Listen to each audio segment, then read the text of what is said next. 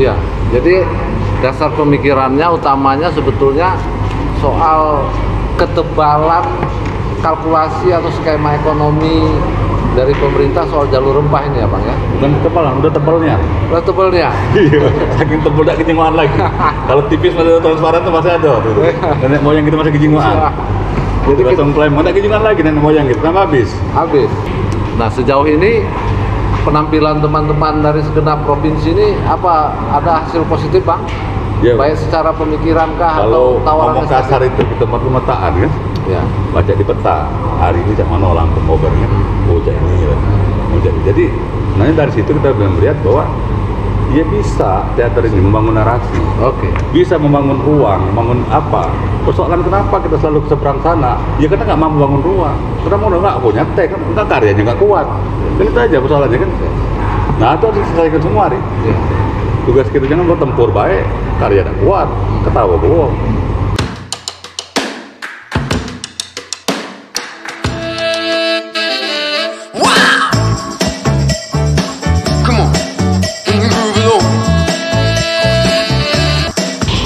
Selamat berjumpa teman-teman Lampung Kultur. Saat ini saya sudah bersama senior saya, abang saya, Koni C. Sema. Beliau ini adalah sutradara dari Teater Potlot sekaligus fasilitator untuk Festival Teater Sumatera dengan topik Sriwijaya dalam Jejak Rempah. Langsung Bang kita Bang, kenapa Jejak Rempah yang kita angkat untuk konteks Festival Teater Sumatera ini Pak? Apa pentingnya? Banyak kawan-kawan ngomong kan pengalihan isu. Dari bawah ke pucuk, dari pucuk ke bawah. Jadi dari hilir ke hulu, jadi kita suruh naik ke hulu kan. Karena rempah banyak di hulu. Tapi sebenarnya kita selama ini kan festival kan ya kumpul silaturahmi, ya sudah itu paling ada teman kecil, ya kontak person lah segala macam, udah itu bubar, kita nunggu lagi. Seperti di Jambi, kemudian kemarin juga tahun kemarin di Padang ada dua titik ya. Tahun ini kita ada 2 titik, Palembang dengan Jambi.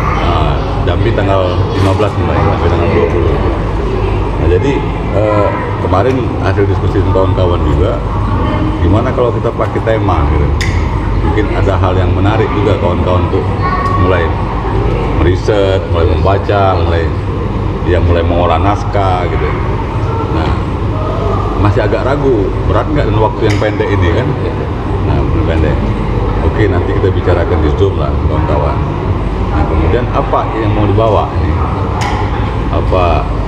Topik apa ini? Topik apa ini kan kita lihat kan? Nah, kita lihat aja di level atas apa yang kebijakan-kebijakan yang lagi sedang dikampanyekan, dinarasikan media campaign yang terus. Nah, kita ngeliat rempah kan hari ini memang. Kenapa kita ngeliat sistem perdagangan sekarang pasti menggunakan laut lagi. Baik jalur barang sutra sudah diambil Tiongkok, kemudian rempah kayaknya kita ngotot juga Indonesia ingin ya, secara legalitas di UNESCO diakui bahwa itu Indonesia. Nah kemudian oke lah itu niat baik pemerintah, kita tentu support lah, dukung. Tapi kita mencoba kemarin mengajak webinar dari pihak pemerintah juga hadir dari direktorat. Kita ingin tahu bagaimana sih peta integrasi rempah dalam di laut itu. Ada namanya jalur, ada.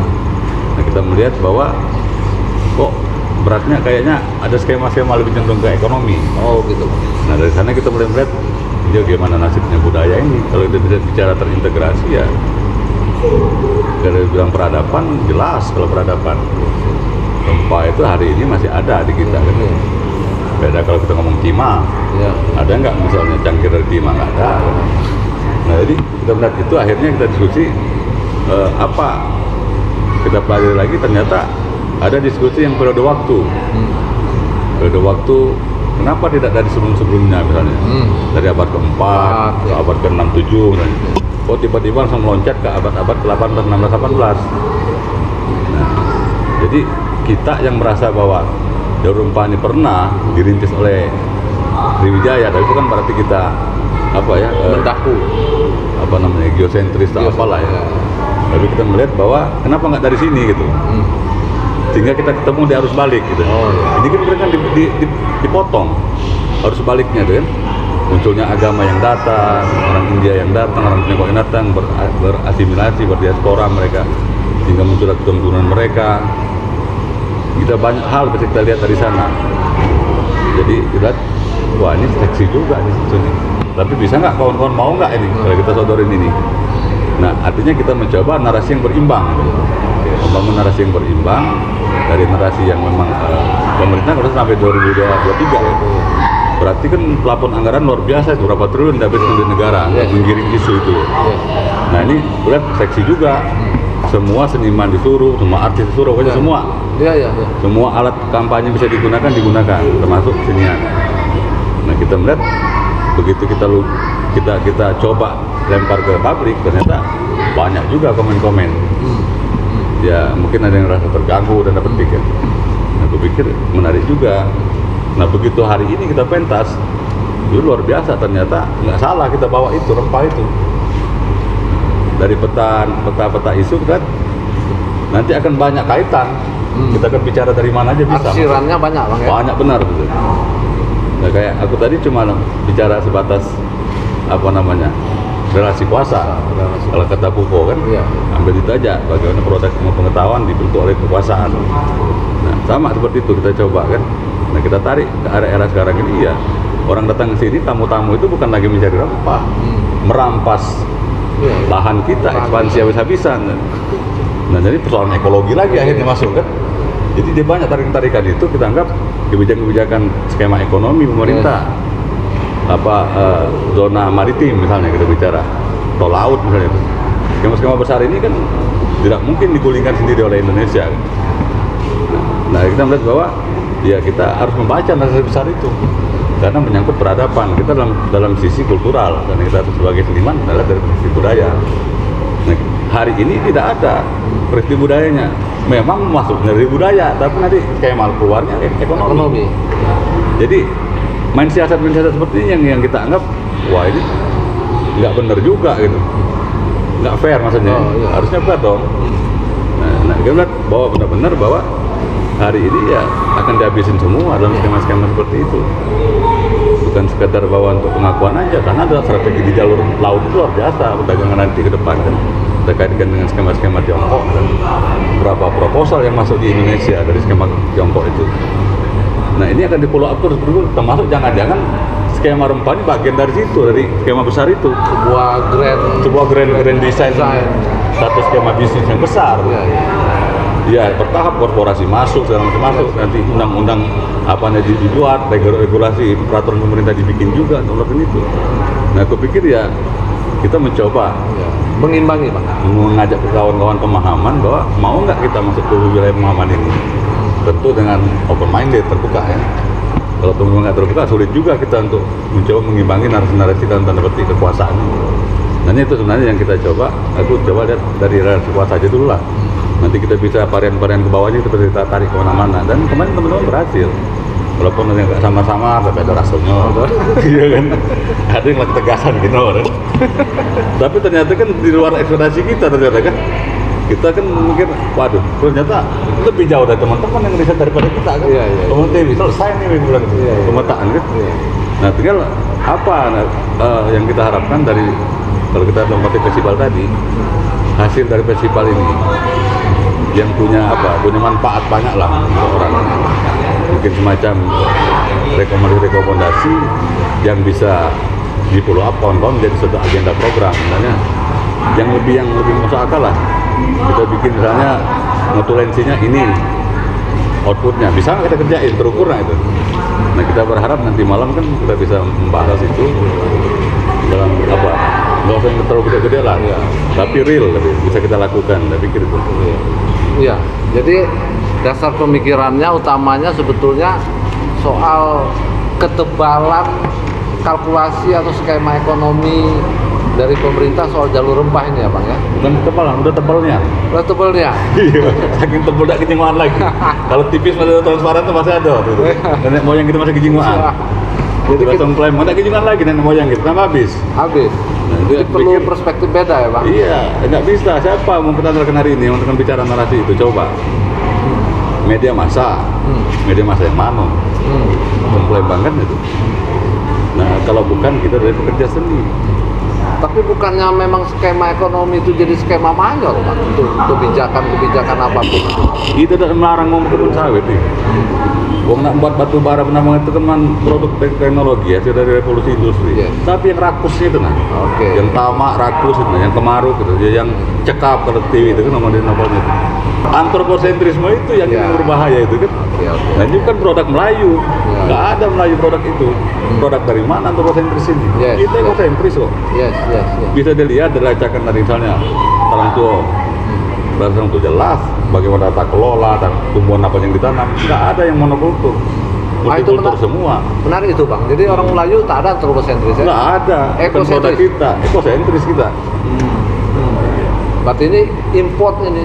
Ya nggak ada, kapan orang Melayu makan daging? Nggak ada, karena dia tinggal di sungai, kalau sungai di timur ya makan daging semua nanti. Kalau ada yang makan daging kayak Padang gitu, di Padang udah campuran, ada Indianya, ada Arabnya di situ. Iya. Nah itu tadi harus balik dari jalur rempah itu. Jadi agama pun muncul, agama segala macam lah, produk-produk budaya gitu muncul semua. Nah kalau dia mau mulai di abad 18 lewat Galuh itu. Kita bicara hasil dapur tuh, kita mulai ke seberang sana ke Maluku, ke Bandar Nerah, ada kita akhirnya lari. Nah sejauh ini penampilan teman-teman dari segenap provinsi ini ada hasil positif Bang? Ya, baik secara pemikiran kah kalau atau tawaran ngomong kasar itu kita pemetaan kan? Ya. Baca di peta hari ini cak mana langsung ngobrolnya, cak ini ya. Jadi, nanti dari situ kita bisa melihat bahwa dia bisa teater ini membangun narasi, bisa membangun ruang, membangun apa? Persoalan kenapa kita selalu ke seberang sana? Ya karena nggak mampu bangun ruang, karena mau nggak punya teks, kan karyanya nggak kuat. Kan itu aja persoalannya kan. Nah itu harus diselesaikan semua nih. Tugas kita jangan buat tempur baik, karya tidak kuat, ketawa bohong. Perlu kita narasi Bang ya? Perlu. Kalau kita mau mengimbangi dominasi kekuasaan, nggak ada. Melayu nggak kenal dominasi, setara semua Melayu nggak ada. Karena dominasinya yang berpotensi untuk menindas. Nah, saya pikir, ya, Bober kan lebih keras lagi dari aku ngomong pertunjukan kemarin kan, lebih keras lagi. Tapi kita itu diskusi ini kan, nonton itu lebih gemeter lagi, berani lari. Ya sudah, itulah hasil diskusi kawan-kawan, hasil kawan-kawan di Bober. Jadi ya aku anggap selesai Lampung itu. Tinggal gimana kita bergerak aja kan. Ini kan pemetaan kita ngomong. Kata lainnya kita perlu merumuskan semacam narasi bersama ya Bang untuk Sumatera ya Bang? Iya, maksudku untuk meluruskan narasi bersama itu kan nanti takutnya mentah lagi. Kalau tidak ada pemahaman yang sama dulu bahwa ini jadi kegelisahan kita bersama. Bukan sekedar tagline aja yang kita sodorkan. Perlu nggak narasiin sama kawan-kawan? Misalnya greget gak dengan narasi ini dia kan? Nah kalau belum dapat pemahaman itu agak repot, makanya kita memang harus berproses, nggak dibawain harus pelan-pelan, tahap. Lagi laju lagu duluan dulu, tak terrem-rem lagi gitu, remnya ada pakom berapa kan jebol wae dan ngelonong. Nah ini banyak yang harus kita urus ini. Apakah ini posisi sebagai dia aktor, sebagai apa gitu kan? Ini kan ngeri kita kalau yang nggak punya rem pakem itu. Sudah siapkah grup-grup kita untuk mengusung narasi besar ya, itu? Artinya kan harus bangun diskusi terus nih. Bangun diskusi terus, kita dan kawan-kawan ini. Jadi jaringan itu lebih kepada kita bangun wacana lagi, pemahaman lagi, sehingga memang Sumatera itu punya karakter. Yang mau Melayu punya karakter. Apa Bang? Apa yang kira-kira menurut Abang sendiri narasi apa yang bisa kita elaborasi? Kalau kita diskusi 3 tahun yang lalu sampai hari ini, kenapa Potos aktif lagi? Kita bicara diskusi, mencari isu apa? Isu masalah HAM, masalah korupsi, masalah isu-isu yang lain. Kita menganggap ya biasa-biasa aja. Tapi kita masuk di wilayah ekologi luar biasa. Dan rempah, teman-teman berhasil baca itu. Dan bahkan sangat puas. Tinggal kita bagi-bagi yang mana tuh baca kita gawe ya. Kalau banyaknya, karena udah terlalu besar ya kita bagi-bagi. Nah kita butuh teman-teman yang memang ada berbagi tugas sebagai pemetaan narasi dan bagian apa penajaman-penajamannya gitu. untuk risetnya, studinya. Nah, iya kalau menurut aku ya teater nggak ada lagi, harus bergerak hari ini. Bukan berarti kita bergerak itu berarti ada agenda politik. Nah, politik thinking ini harus dibuang kalau untuk kerja teater. Sumatera kuat, masih mending misalnya di Jawa misalnya. Politik thinking di Sumatera nih nggak tahu kita dibangun karena apa nih, rasa berpikir kecurigaan. politis itu. Mungkin dampak dari rempah juga itu. Kebanyakan makan cabai.